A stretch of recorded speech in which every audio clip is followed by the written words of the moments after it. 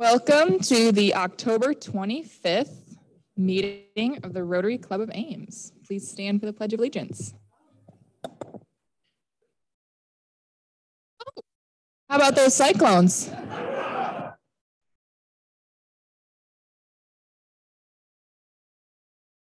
Raise your hand if you were on the field. There you go. My husband wouldn't let me. It's fine.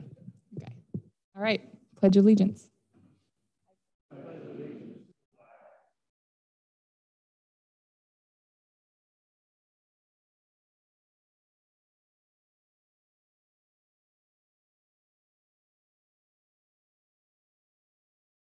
Remain standing for individuals or families we'd like to keep in our thoughts and hearts and prayers.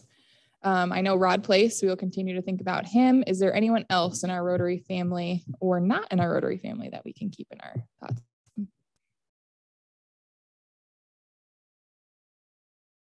I will definitely keep her in our thoughts. Okay, just a moment of silence for a moment.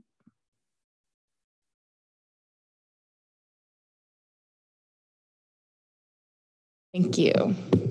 We have a few guests today. David Hagan has a guest. Louis will bring you the microphone to introduce. Good. Thank you. With me today, I have David Schwickerrath. Dave comes from Kennesaw, Georgia. He is the District 6900 Assistant District Governor, CEO of Westbrook Financial, and also President of Triangle Fraternity's Alumni Board.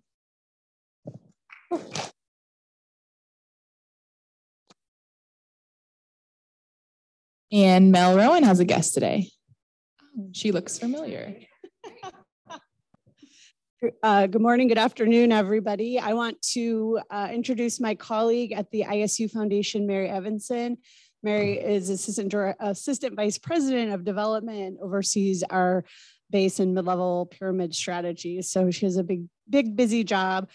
We are planning on becoming corporate members, so Mary will be joining Rotary soon. Cool. Welcome, Mary. But you see only one of us up here today and no keyboard, because we could actually use a member or two to help the music committee. Anyone who's interested in playing, singing, or both, why don't you let Karen know or let me know? We'd be happy to put you on the music committee. So today it's just me leading the welcome song. Ready? Welcome to you from Ames Rotary, Neve de London or Gay Paris, from far off lands or the USA. We're glad that you are here today. Come back again whenever you're near. Join us and then we'll make it clear. Around the world you will always be welcome at Rotary. At this time, I will invite up Erica. Thank you.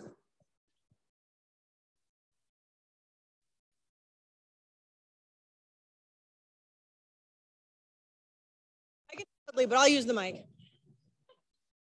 All right, so we are very excited to introduce Judge Johnston. He is our new development director at the Boys and Girls Clubs of Story County, and so we're really excited to have him with us.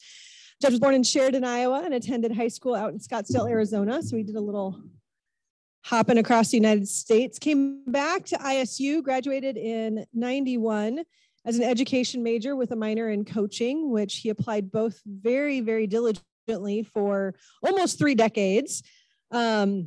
But before he graduated, he was a 3-year letter winner with ISU football under Coach Walden. And then he went on to 29 years at Ames Community School District, 19 of those years as the high school athletic director. So very connected here within Ames. Now he's joined us back in July as our development director. When he is not running around meeting with people, he enjoys outdoor landscaping projects, home repair and home building projects. He's actually built 2 of his last 3 homes. So if you need a general contractor, don't call Judge, call someone else. No. And he has been married to his lovely wife, Patty, for 30 years this year. So a lot of great things going on for 30 years for you. And they have 3 grown children, Tyler, Kayla, and Taryn. I will invite up Austin to do the club charge.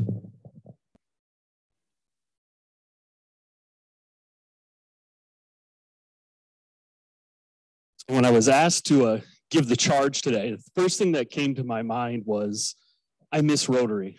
You know, I think the pandemic threw us all out of our rhythm and routine. And for some of us, I know myself included, it's taken me a minute to find that Rotary rhythm again and get that back into that regular part of my life. But when I think about all those years and all the meetings I've attended, no matter how busy my week might have been or my day might have been, I never regretted taking the time out of my day to either log in or make the drive down to the south part of town to attend that meeting, you know? In fact, I'd say I always felt like there wasn't a better way to start my week off on the right foot, you know? So my charge to you, find your Rotary rhythm, you know? Get to as many meetings as you can, find those ways to participate. And then when you are here, move around, get to know the club. You'll find, I know you know most of the club already, but you're gonna find that you're not gonna find a better group in town of just committed community volunteer leaders than what you see here together on a weekly or every other week basis. So get involved. Don't be afraid to ask how more you can get involved. There are so many ways to get involved with Rotary, whether it's locally, nationally, even internationally. There's so many ways to get involved. So congrats on joining such a great club. We're really lucky to have you. Welcome.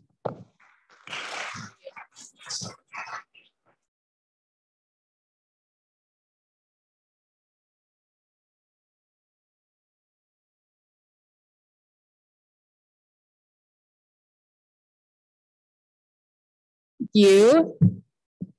And thank you, Erica, for widening our Rotary circle. Thank you. The holiday wreath fundraiser is almost coming to an end, or it's coming to an end. It's almost over. Just some quick numbers there. We are raising some funds for some holiday baskets.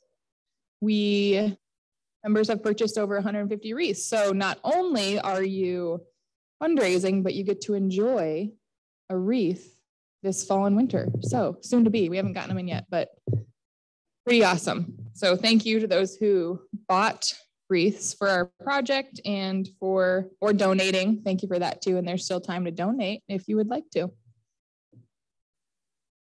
At this time, I will invite up John, our foundation chair, for a quick Rotary moment.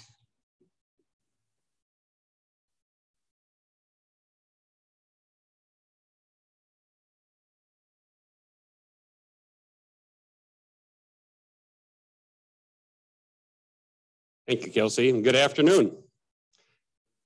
Well, yesterday was World Polio Day, and today I'm going to share with you one of Rotary's top priorities, Polio Plus, and how you can help.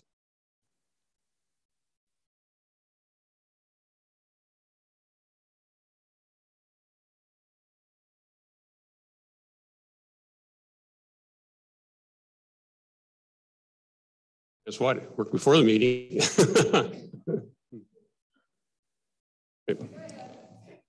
Imagine just for a moment that you're the person pushing this ball up the hill, up the steep incline. And at the top of the incline is the goal. It's a world free of polio. Now, for some of you, you've been pushing this ball a long time. Maybe your muscles are getting tired. Maybe you're thinking, how much longer do I have to push on this ball? Maybe some of you are thinking about quitting. Let somebody else push the ball. Well, this isn't the time to quit. Because what happens if you quit? What happens to the ball? Does it stay there? Or does it slide down and wipe out all your past efforts? We're this close to achieving our goal. So this is the time that we make a final push and get it to the top. Let's just quickly review the journey that we've been on. Some of you have been on this journey from the very start. As we entered the 20th century, polio was one of the most feared diseases. But by the 1950s, 2 vaccines had been developed that were found to be both safe and effective. And so vaccination efforts began with limited success, because almost 2 decades later, in the 1970s, polio was still a major problem, particularly in the developing countries. And it was in 1979 that Rotary piloted its first vaccination program in the Philippines. And then 6 years later, in 1985, they introduced Polio Plus, which was the first global effort to eradicate polio. And then 3 years later, in 1988, it got a major boost with the launching of the Global Polio Eradication Program. And it was in that year, in 1988, there was 350,000 cases of polio reported, and 1,000 children were being paralyzed every single day. But from that point on, momentum built. And by 1994, the Americas were certified as polio-free. 6 years later, the Western Pacific region became polio-free, so that covered Australia up to China. And then 2 years after that, Europe followed suit. And then just within the last decade, the Southeast Pacific region was certified as polio-free, and then more recently here, the African region. So as we'll see later, there's still 2 countries that are reporting cases of wild polio. So there's been a lot of progress that's been made since the 1950s. Now, over this period, I think there's really been 3 key pieces that have been put in place to fight polio. And I've got those highlighted in yellow. I want to just share a little bit about each one. First, you have Rotary's Polio Plus. As I mentioned, that was introduced in 1985. But what does the plus stand for? Even back in the 1980s, Rotarians understood that if you freed the world of polio, it would be a hollow victory if it still meant that children were dying from vaccine-preventable diseases like malaria, measles, diphtheria. So the plus was added to recognize and support these other vaccines as well. Now, today, the plus can mean different things in different regions. Besides supporting these other vaccines, it might mean to use the polio infrastructure to deliver medical care. And we're actually seeing that right now with these COVID-19 vaccinations. In countries with a large population of mosquitoes, it might be providing bed nets, or maybe it's providing soap for hygiene. And all of this has a huge benefit. If kids are healthy, they stay in school, they're better educated, this leads to better employability and higher incomes. So Polio Plus is more than just eliminating polio. It's giving every child in every country a fighting chance to succeed. Another key element was added in 1988 with the Global Polio Eradication Effort, or initiative. And it was in that year that Rotary partnered with 3 other organizations, and it's really been a team effort ever since. So you have the World Health Organization based in Switzerland. They're the strategists. They coordinate the administration and management of the program. They set the strategy. In Atlanta, you have the Center of Disease and Control and Prevention. So they're the virus hunter. They deploy healthcare experts and scientists to investigate polio outbreaks. They determine the strain of the virus and also its geographic origin. And then in New York, you have UNICEF. They're the immunizer. They purchase and distribute the vaccine. They share the benefits of the vaccine to build community acceptance. And then they're in the field conducting the vaccinations with help from local health providers as well as volunteers such as Rotarians. And then in Chicago, based in Chicago, you have Rotary. They're the advocate. They use members' business acumen and passion for volunteerism to build awareness, to fundraise, to encourage national governments to donate, as well as support the vaccination efforts. Over 1 million Rotarians have given their time and or resources towards the polio effort. And then the third element occurred in 2007 with the Bill and Melinda Gates Foundation. In that year, Rotary partnered with the Gates Foundation. So for every dollar that a Rotarian gives to Polio Plus, the Gates Foundation matches it by $2. So a $50 donation becomes a $150 donation. And through the year 2020, including these Gates Foundation matching funds, $2.2 billion has been given to fighting polio by Rotary. So where are we today? And you've heard this in previous meetings, Kelsey has talked about it, but there's still 2 countries that are reporting wild polio cases, Afghanistan and Pakistan. There's been 1 case in each country. They both occurred in January, and they both resulted in a child being paralyzed. So we're so close. But there are skeptics. Some would say that the reason we have a low number of polio cases right now is because of COVID-19 measures. You have masking, social distancing, hygiene, and when those measures are lifted, polio will surge back. Now, I don't know if that's true or not, but what I do know is we have this window of opportunity right now to stamp out polio. Not going to be easy. We know the political climate in these 2 countries is less than favorable. We know there's ethnic groups in these countries that don't trust their government and are hesitant to take the vaccine. But there's really great progress being made right now in those 2 countries. So I think it can be done, will be done, particularly with your help. So how can you help? Our club has set a goal this year to raise $6,500 for Polio Plus. That's roughly the same amount that we contributed last year. Last year, our club members, you, contributed on average just under $40 per member towards Polio Plus. So I thank you so much for your generosity. If you're willing to participate again this year, there's several ways to do that. Some of you donate to the Rotary Foundation every quarter as part of your quarterly dues. If you're one of those members, your 4th quarter contribution will go towards Polio Plus. If you're not part of that program, or if you want to give more, there are Polio Plus boxes at each of the tables. You can put in loose change, bills. Those boxes will be at the table today as well as the next in-person meeting. If you want to take a box home and bring it back at the next meeting, feel free to do so. Encourage you to do that. Another way, particularly for those who are participating virtually, is you can write a check to the Ames Rotary Club, Post Office Box 327. Note that it is for Polio Plus. Karen will collect those checks and send them to the Rotary Foundation for the Polio Plus Fund.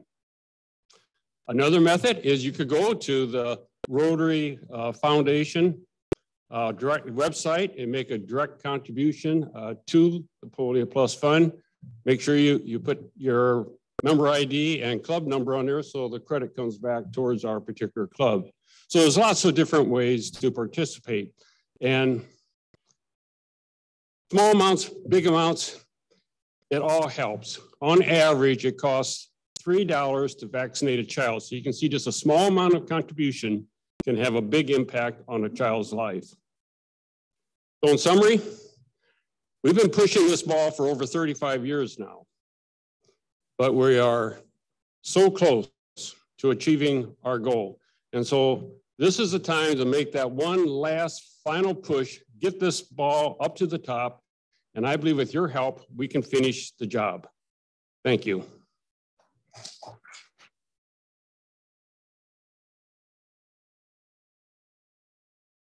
At this time, I'd like to bring Carl up, and Carl is going to introduce our guest speaker tonight.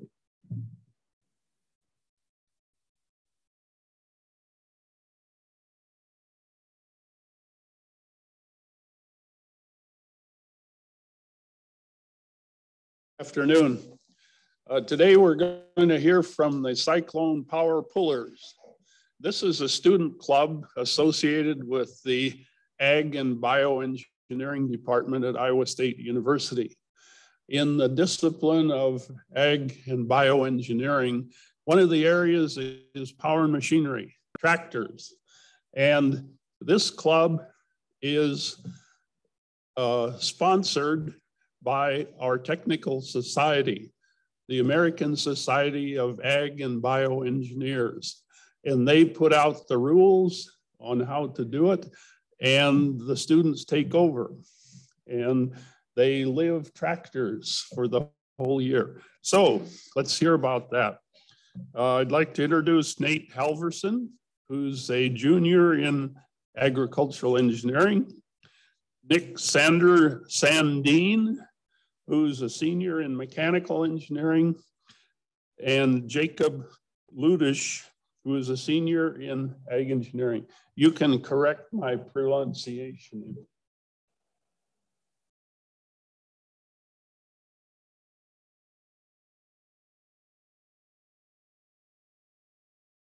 Good morning. My name is Jacob Luch, as Dr. Byrne just said, and thank you for having us. And so we are the Cyclone Power Pullers of Iowa State University. So we are a quarter scale tractor design team. Design a tractor from the ground up every year.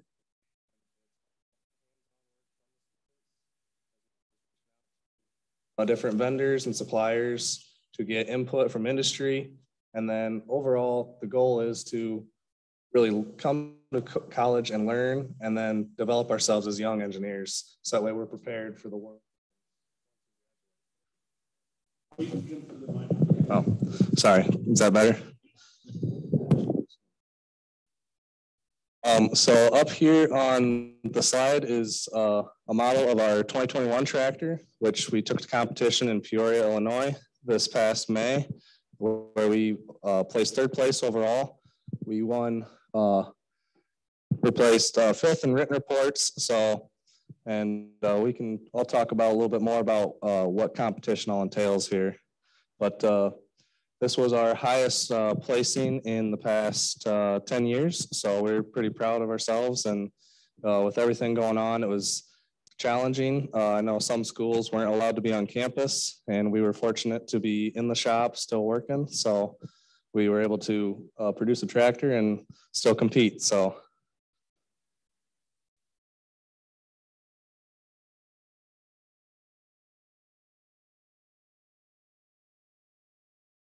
there we go. Nick, you want to kind of hit on what we do?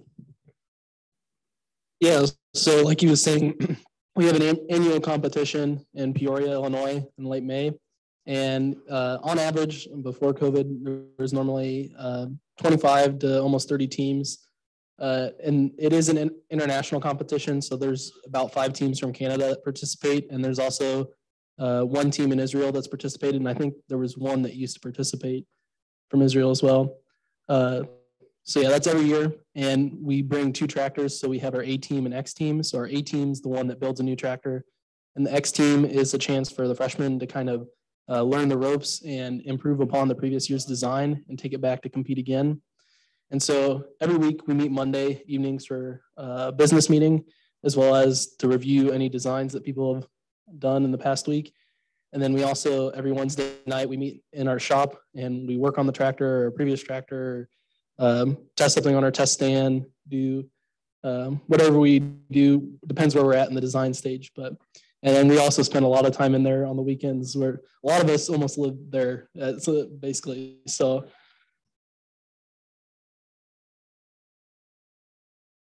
we participate in a few events throughout the year other than competition, but mainly competition entails our technical inspections, so making sure that we fit all of the rules to be able to compete in competition, and then our performance events. So we have a poll And then we compete in durability and maneuverability. Our reports or judging, which was mainly seen by our score this last year, is performance events didn't count because most teams couldn't make it to competition during COVID. Entail written reports, presentation, design judging, and then defensive design. So defending why you chose certain routes on your design. And just to kind of highlight the picture on the bottom here, that is the maneuverability course. Our 2018 and 2019 tractors were articulated, and we set the new course record for going through there. We actually were a minute faster than any other team was able to go through. So they made us come back through again so that way they could film it, just because it was so impressive. And then in the top corner there, that's the durability course. This past year, they've been doing the durability course for about 5 years now. And we actually completed our first laps in durability this year. So that was a huge pat on the back, because it's really meant to test the durability of the tractor. It beats it to all get out, and you go for a ride.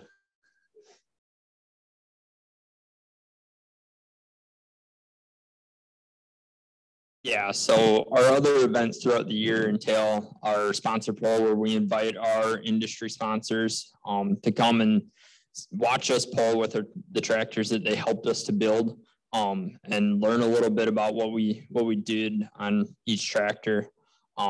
Visiting our sponsors in industry, going on industry tours and learning what they do.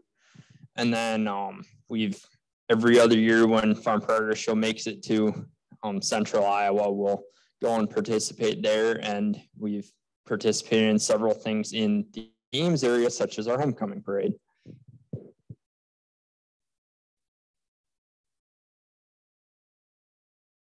Yeah, so it's a really long process every year to get a tractor built. We design the tractor pretty much ground up every year. We kind of go in stages though. Sometimes we'll do a similar style tractor for like a few years and then switch to something different. That's not the case this year. We did something completely different last year, and now we changed it up again.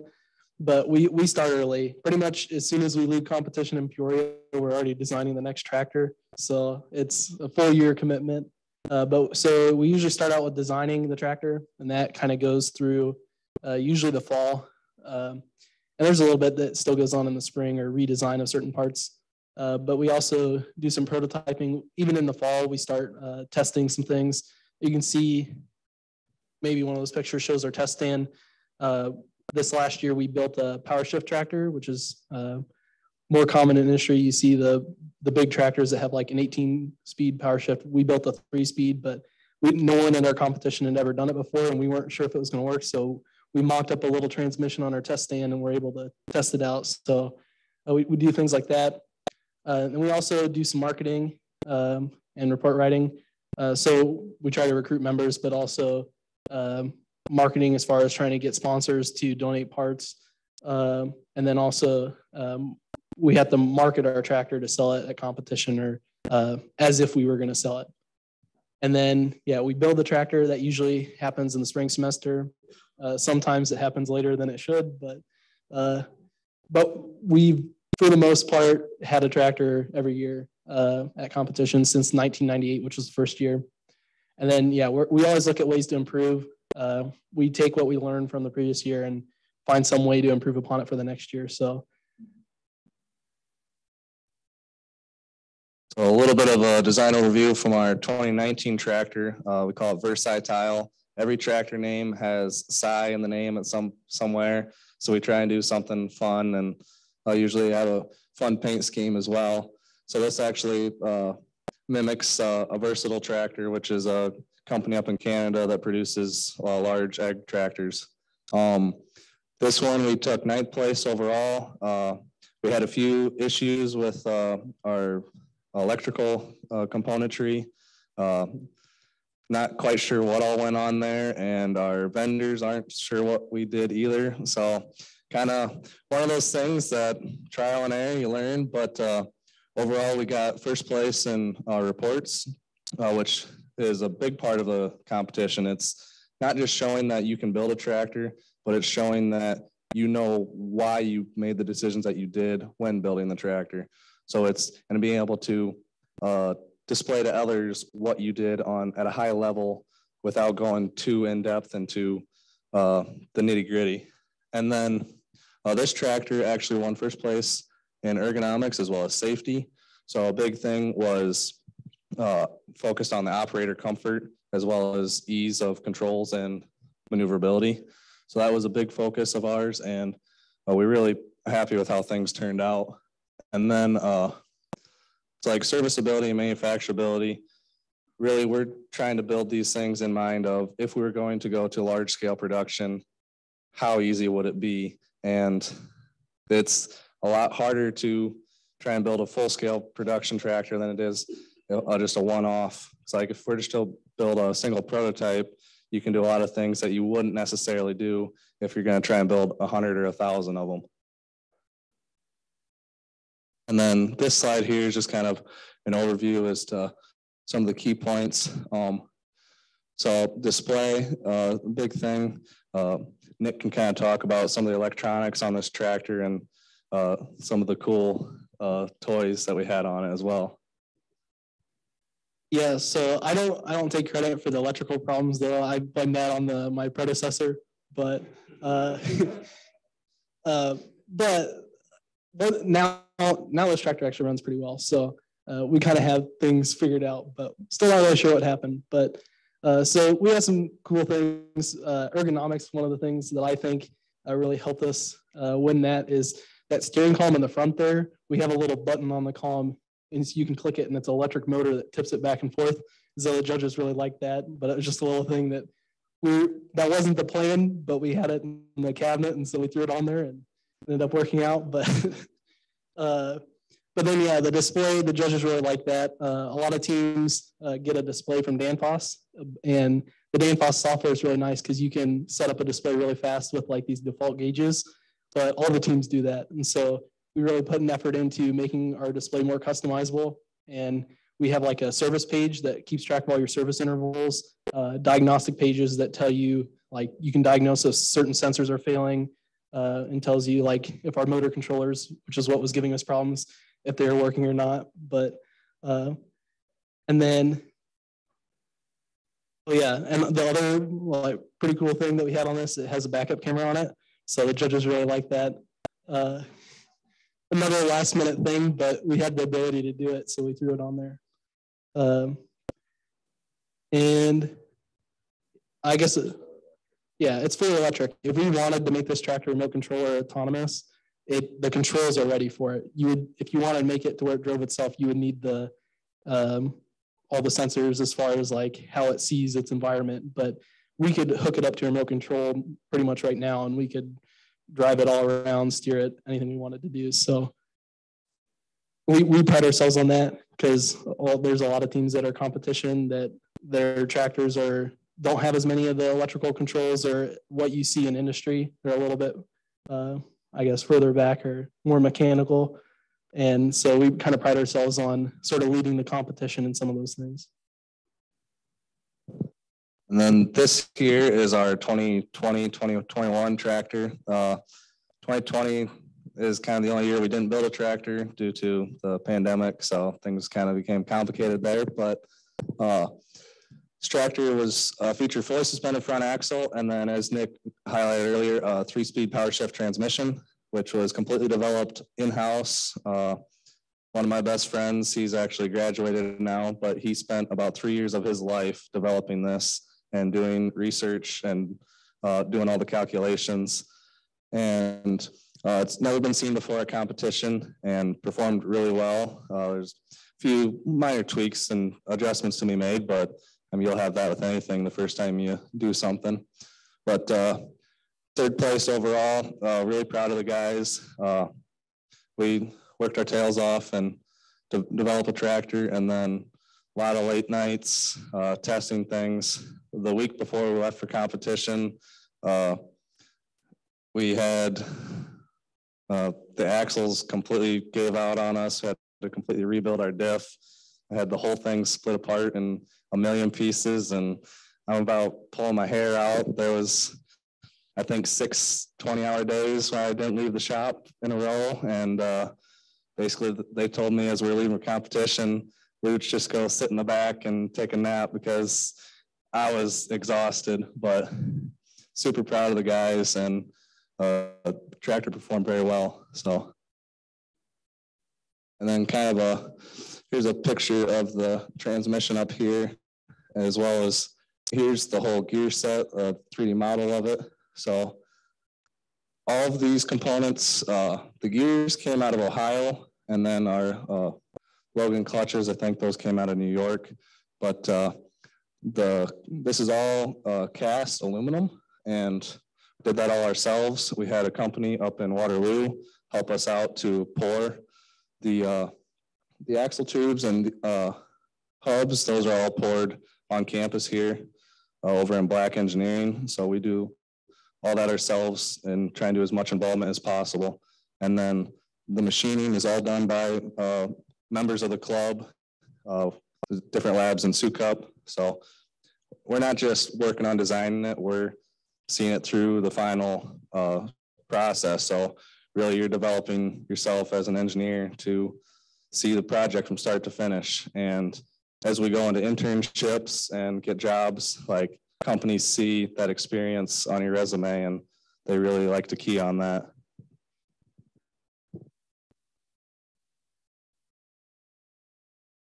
So a little sneak peek at our 22 tractor. We're going similar in the two-wheel direction, and we're going independent front suspension and a hydromechanical transmission this next year. And we're focusing a little more on serviceability as far as the design of this tractor. So talking a little bit about our sponsorships, absolutely none of this is possible without our industry sponsors. It takes a lot to build a tractor in the fashion that we do.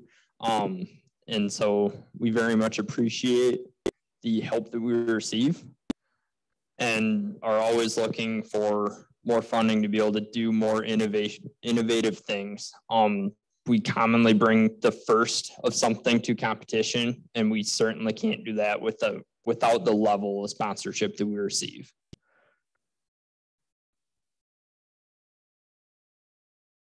So if you would like to contribute, we would certainly appreciate it. And you could reach out to us from that email, and we can share some more information about how we conduct our sponsorships and our different levels. So any questions that you guys may have? Yes.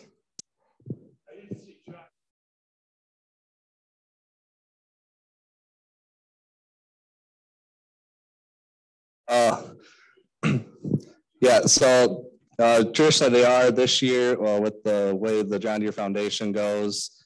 We didn't quite get our name in the hat soon enough, but we're in the round for next year. So yes, John Deere has continually been a pretty good supporter. And they're also a big supporter of the competition as well. So 2 hopefully quick questions. 1, what do you do with the tractors after they're done? Do you sell them to the public? Because we're interested. My husband and I would like a little tractor. 2, do you patent them? No, we do not patent them, but we do have several things that we would like to patent. We've tried talking to the committee members of competition to say, hey, could we get like a 3-year patent on a certain thing? Because in 2018, we built the first articulated tractor, and we were the first team to come to competition with an articulated tractor. So that was all in our written design report. And the first place design report gets published to the public. Well, next year, Ohio State showed up with an articulated tractor, and we were over talking to them. They're like, yeah, we basically pulled up your report and copied it because it was perfect. And I was like, well, thanks, but it's kind of our design. But so typically we'll hang on to a tractor for a few years, and then the A-team leader who is in charge of that tractor tends to buy it back from us. So right now we have the 17 through the 21 on hand still. I think the 17 the next couple of years might be going to that guy, but he just bought a house, so I don't know if his wife's all too keen on him buying a tractor right now. So, but yes, usually past members will purchase the tractors. Up until 2014, when we moved to Sukup, we had the space and the resources to keep every single tractor. So for the longest time we did, but now we're starting to sell them off as we build them. So as far as your power source, do you buy a stock engine or do you design and build the engine? So we, per competition rules, have to use a 31 horsepower Briggs & Stratton power plant, and we cannot modify it in any way. So every team has to use the same engine and the same set of tires to try and level the playing field a little bit. So really, overall performance comes from what we do as a drivetrain, or what we choose to do as a drivetrain, and how well that comes out. I think I saw a Briggs & Stratton logo there on the side of the tractor. Is that what you're using? Yep, that's correct. Is there any future in like electric powered tractors? So that's kind of a gray area. We don't know what the committee is going to decide to do. Our 2016 through our 2020 tractor, those were all electric drive. So we were using the Briggs & Stratton to power a generator, which then powered the wheel motors. And we were the first team to come with an electric tractor. And then we kind of developed our system before deciding to go back to a mechanical drive last year. So yes, electric drive is coming, and there's definitely some opportunity there. So your conversation, your work on the ergonomics is really interesting to me. When you guys are looking at that, do you ever do any research or consider either operators that might have a physical disability, or even I've heard a lot on companies that are looking at farm equipment from a female ergonomic perspective. And so just wondering if that's ever been something you've considered. So typically when we're designing, we're trying to fit the 95th percentile male and the 5th percentile female operator as far as overall size and layout of the design. And then we focused on trying to lower our center of gravity to make egress and egress is getting on, right? Ingress and egress, yeah. Make that easier for whichever operator may be trying to use the tractor. So that's, and a lot of the times it's, I'm going to just trying to measure all the guys on the team to see, okay, will this fit you? Will this fit me? And try and just get a good cumulative data. So we have in the past too consulted with industrial designers at Vermeer. The 2014, which is sitting outside, they worked pretty closely with them on that one. And then one of the other things we kind of focus on too is trying to keep the controls simple so it's easier for people to learn, and try to keep the number of controls that you have to use very low. So like this coming year tractor, all we're going to have is a brake pedal and a joystick, where like on this previous year tractor, due to what it was, it had to have a clutch pedal, brake pedals, and a joystick. So what's the process for selecting the drivers for competition? Well, so we pull at 1,100 pounds and 1,600 pounds, and our tractor has to weigh 900 pounds without a driver. And so the 1,100 pounds is usually like whoever's one of the lightest people. So that way we can put weight where we want it on the tractor. And then sometimes too, it's some of the people have more pulling experience. I know we have one member that does a lot of truck pulling, so he kind of knows what he's doing. So, but. The University of Northern Iowa listed as a sponsor. Talk a little bit about that relationship. Yeah, so they've been a really good sponsor to us. So I think 2014 or 2015 was one of the first years they sponsored us. We started, instead of doing billet or like our axle tubes or transmission housings, we started to cast them. And UNI, they have a 3D printer that can 3D print like a green sand mold is what they call it. And so we can take that green sand mold and we can pour aluminum in it. and then we can break it all apart, get the aluminum out, and then machine it. And so every year they've sponsored us by printing those molds for us. So it's very helpful. We wouldn't be able to do it without that. So. And also to touch on that, we're the only team that we're aware of that actually does our own cast components. A lot of teams will pull stuff off the shelf and purchase parts, whereas we're trying to develop ourselves and figure out, okay, how can we do this better? And we found casting is very beneficial, as well as when you're trying to go to production, that's an easy way to basically every tractor on the market, they use cast components. So trying to mimic that and then develop what we need for ourselves as well. So they're a huge help, and they do a lot of the simulation for us.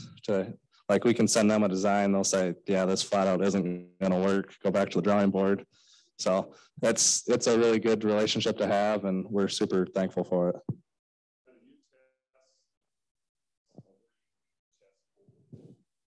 So we have our own sled out at the Biocenter Research Farm. So we'll do test pulling out there. And then we also built a dynamic load cart this past year so we can get more repeatability. So it uses a hydraulic system to induce load on the tractor. And then that way we can collect that data and really push them through their paces. There's always somebody in the shop, and we're more than happy to let visitors come through. We love to show off what we do.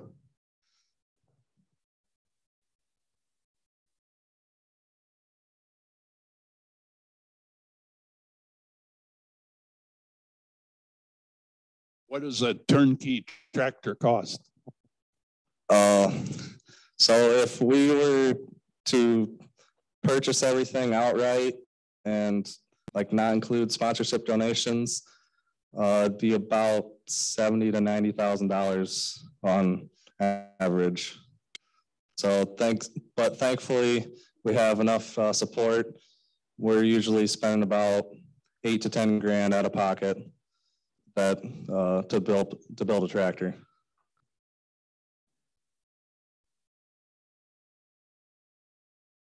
All your shops in the Ag Biosystems building, or is the new Student Innovation Center a facility that I know there's a number of places over there that have some of the kinds of equipment I suspect you're using. So yes, we are still in Sukup in the Ag Engineering building. A lot of the other clubs moved across the street to the new Innovation Center, but we elected to stay where we're at because we've got a lot of resources there and a really nice space that the department's allowed for us.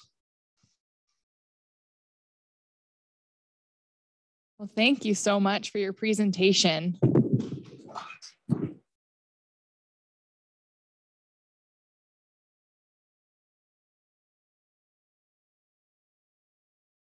club is the sponsor for Raising Readers, and we would love to have you guys sign the back, and we will give them to a 2-year-old at their well check in your honor. So thank you so much.